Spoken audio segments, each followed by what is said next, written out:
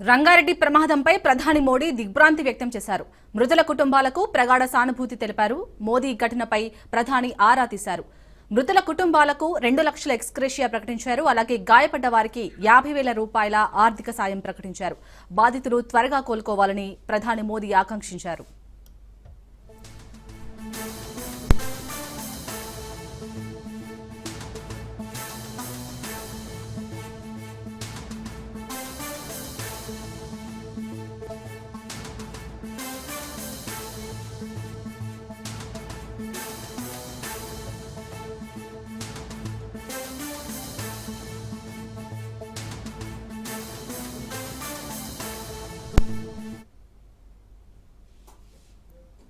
రంగారెడ్డి ప్రమాదంపై ప్రధాని మోడీ దిగ్భ్రాంతి వ్యక్తం చేశారు.